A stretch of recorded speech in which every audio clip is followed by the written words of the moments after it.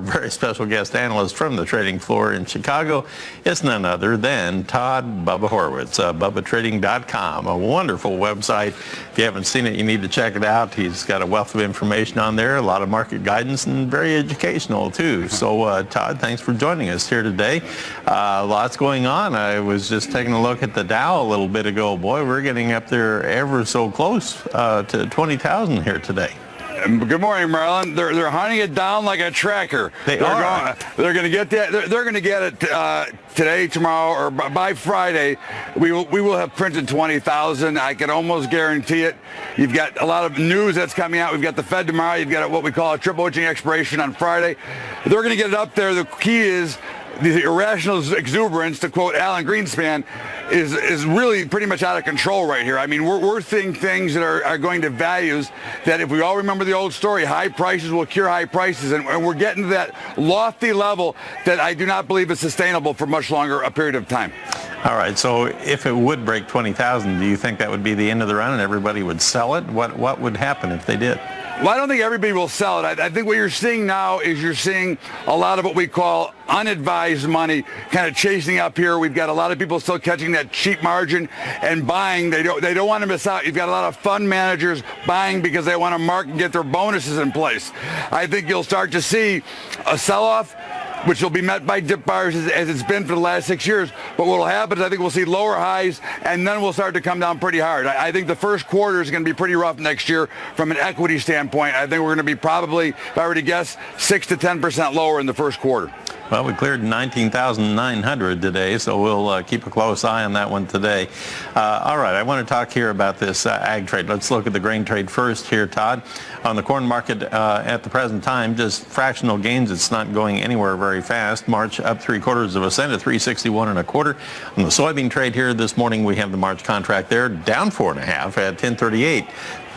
Somebody threw that banana peel in there again, because it was up at 1050 early on. If you go back to the early morning hours or the overnight trade, so we're 12 cents now off our high. So that means at one point it was about 7.5 higher, but 4.5 lower right now. On the wheat trade in Chicago, we have the March contract there now trading 2 1/4 higher at 419.5 per bushel. So it's kind of like herding cats here. We have this market going all directions today, and again, that's at least the second day in a row where we have a reversal in the soybean trade during the session.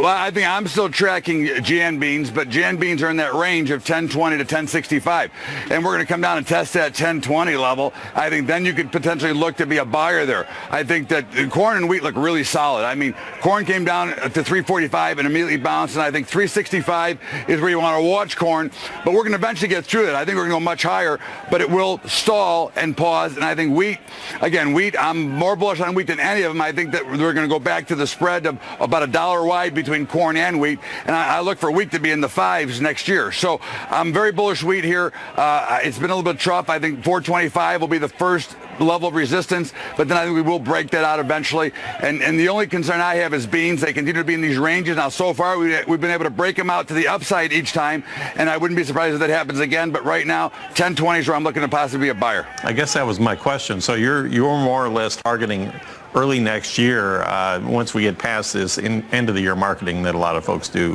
for tax reasons.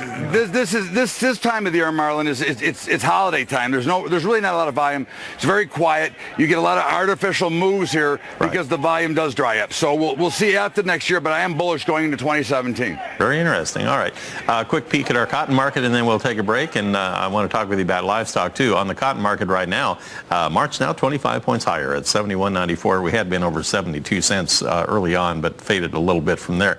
We'll pause for a break, and we'll bring Todd Bubba Horwitz back in just a moment. We'll talk about cattle and hogs. Cattle market on fire again too. We'll talk about it when we come back. And we're back with you on the Market Day Report. It's my pleasure to go back to the trading floor in Chicago at the CME Group, where we have Todd Bubba Horwitz standing by. And Todd, let's take a look here at this livestock trade. Boy, we had quite a burst in the cattle market heading into the close yesterday, over $2 higher in quite a few contracts. And then this morning we were higher again. Lean hogs couldn't seem to take part in that. But right now, the current trade, February live cattle, they stand at $113.80 per hundredweight, so that's up 85 cents. We backed off our high by about 40 cents now. April now 78 higher at 112.98. On the feeder cattle side, we currently have the January up 63 at 129.18 per hundred, and the March up 72 at 125.72 per hundredweight. I was telling Mark here earlier this morning here that, Todd, the live cattle, I believe, have been trading. They made the highest close yesterday since, I believe, mid-August, if I remember right. You know, Marlon, they're like the stock market right now. There's a little bit of irrational exuberance here. There's no real reason for us to be at these price levels right now. And again, everybody's kind of trading on the excitement of Trump and the whole process of what's going on.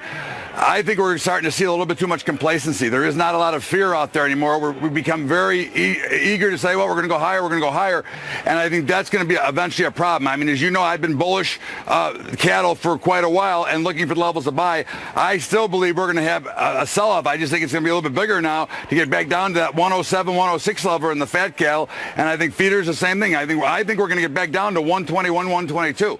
I just think that you have to, take some of this with a grain of salt. This over-exuberance, this overbuying is going to stop at some point, and we're going to wonder where it's going to be. So I look for some selling. We've seen this now in the hog market. I mean, right now I think the hogs are down a little bit when I came up here, and hogs are still going basically ballistic. I mean, they're up about 30% without a stop, without a breath. And markets just don't work that way. And eventually the cash runs out, the buyers run out, and you will see a little bit of profit taking. But again, it's hard to predict when, but I'd be very leery and very cautious in here right now. But isn't that what we're seeing today? Is the market kind of catching its breath a little bit in the lean hogs? Well, I mean, I don't, 25 or 40 cents, I don't really, to me, you don't think that's enough? To me, catching their breath is that one day they're going to come and they're going to be down limit. That would be catching their breath, because certainly they've been up, dramatically almost every day. I mean, if you go back and look, I mean, we were down, under 50, and now we're at 62, 63. I mean, it's nice to see, and I'm happy for everybody who owns them. But again, at some point, markets are going to come in, and they're going to reach a point where they're going to need to be a little selling coming here. All right. Well, thanks for throwing cold water on the fire there. It's not cold water. I'm bullish overall. Next year, 2017, baby, going to be a big year. But I do believe that it's going to be a big year. Well, but again, I look at charts and I look the way that what I think they should do and react. And I think you get better results when they react the way we look for them to react. Producers will try to hold you to that. All right. Thanks, Todd. Todd Bubba Horwitz. He's with BubbaTrading.com in Chicago. Once again, on the lean hogs, a quick peek there. I'll read off a couple of quotes for you there for our rural radio listeners. February lean hogs down 60 at 61.58 per hundredweight. April down just a nickel, Mark. Very good. Thank you, Marlon. And thanks to Todd Horwitz.